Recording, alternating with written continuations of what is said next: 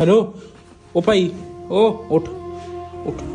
ਰੋਜ਼ਾ ਰੱਖ ਕੇ ਸੋਈਦਾ ਹੁੰਦਾ। ਨਮਾਜ਼ ਨਮਾਜ਼ ਨਮਾਜ਼ ਕਿਹਨੇ ਪੜ੍ਹਨੀ ਆ? ਉੱਠ, ਨਮਾਜ਼ ਕਿਹਨੇ ਪੜ੍ਹਨੀ ਆ? ਨਮਾਜ਼ ਭਾਈ ਜੀ ਮੈਂ ਰੋਜ਼ਾ ਰੱਖ ਕੇ ਸੋ ਗਿਆ ਸੀ। ਮੈਂ ਸ਼ੁਕਰ ਕੀਤਾ ਕਿ ਨਾਈਸ ਮੁੰਡੇ ਨੇ ਮੈਨੂੰ ਠਾ ਲਿਆ ਤਾਂ ਮੈਨੂੰ ਚਪੇੜਾ ਦੇ ਨਾਲ ਹੀ ਜਾਂ ਕਸੂਨਾ ਮਾਰੇ ਆ ਮੈਨੂੰ। ਯਾਰ ਚਲੋ ਕੋਈ ਨਹੀਂ ਯਾਰ, ਬਾਜਮਾਤ ਨਮਾਜ਼ ਤਾਂ ਪੜ੍ਹ ਲਈ। ਮੈਂ ਪੜ੍ਹ ਕੇ ਆਇਆ ਘਰ ਨੂੰ। ਨਾਈਸ ਮੁੰਡੇ ਨੇ ਬੈਠੇ ਬਿਠਾਏ ਨੇ ਆਰਡਰ ਲਾਤਾ। ਕਹਿੰਦਾ ਚੁੱਪ ਕਰਕੇ ਉੱਥੋਂ ਪਤੀਲਾ ਲੈ ਕੇ ਆ ਤੇ ਦੇਗ ਪਕਵਾ। ਮੁੰਡੇ ਦਾ ਆਰਡਰ ਲੋਹੇ ਦਾ ਗਾਰਡਰ। ਯਾਰਾਂ ਨੇ ਹੈਪਾ ਬਾਈਕ ਦੀ ਚਾਬੀ ਚੱਕੀ, ਨਾਲ ਹੀ ਪਹਿਲੇ ਨੰਬਰ ਤੇ ਪਤੀਲਾ ਲੈ ਆਂਦਾ। ਬਾਲਣ ਅੰਦਰ ਪਿਆ ਤੇ ਇੱਟਾਂ ਉਹ ਸਾਹਮਣੇ ਪਈਆਂ ਮਸਜਿਦ ਆ ਗਏ ਸੀ। ਕਹਿੰਦੇ ਸਮਾਨ ਭਾਈ ਜੀ ਜਲਦੀ ਜਲਦੀ ਕੱਢੋ ਬਾਹਰ ਨੂੰ ਤੇ ਮੈਂ ਹੋਰ ਵੀ ਦੇਗਾ ਪਕਾਉਣ ਜਾਣਾ। ਪਹਿਲੇ ਪੂਰਾ ਕੀਤਾ ਤਾਂ ਹੈ ਸੀ, ਲੇਕਿਨ ਰਾਜਾ ਸਾਹਿਬ ਕਹਿੰਦੇ ਸਮਾਨ ਥੋੜਾ ਜਿਹਾ ਘਟ ਗਿਆ, ਚੈੱਕ ਕਰੋ ਸਮਾਨ ਲਿਆਂਦਾ। ਬੈਠਾ ਬਿਠਾਏ ਕਹੀ ਜਾਂਦਾ ਮੈਨੂੰ ਲੱਗ ਗਿਆ। ਕਹਿੰਦਾ ਰੋਜ਼ਾ। ਮੈਂ ਕਿਹਾ ਤੂੰ ਕੋਈ ਕੰਮ ਕੀਤਾ ਤਾਂ ਹੈ ਨਹੀਂ, ਤੈਨੂੰ ਰੋਜ਼ਾ ਕਿਵੇਂ ਲੱਗ ਗਿਆ? ਭਾਈ ਜੀ ਦੇਗ ਨੂੰ ਦਮ ਦੇ ਦਿੱਤਾ ਸੀ ਤੇ ਹੁਣ ਚੱਲਿਆ ਨਮਾਜ਼ ਪੜ੍ਹਨ। ਨਮਾਜ਼ ਤੋਂ ਬਾਅਦ ਆ ਕੇ ਦਮ ਖੋਲਾਂਗੇ ਬਈ। ਜੀ ਪੜ੍ਹ ਆਂਦੀ ਆ। ਲਓ ਜੀ ਜਿਵੇਂ ਦੇਗ ਦਾ ਦਮ ਪੱਟਿਆ ਏ, ਹਾਏ ਮਾਸ਼ਾਅੱਲਾ ਖੁਸ਼ਬੂਆਂ ਹੀ ਖੁਸ਼ਬੂਆਂ ਆ ਗਈਆਂ ਤੇ ਭਾਈ ਜੀ ਫਿਰ ਛਾਪਰਾਂ ਦੇ ਵਿੱਚ ਪੈਕ। ਹੁਣ ਚੱਲਾਂ ਜੀ ਆਵਾਮ ਦੇ ਘਰ ਘਰ ਚਾਵਲ ਦੇਖ ਲਓ।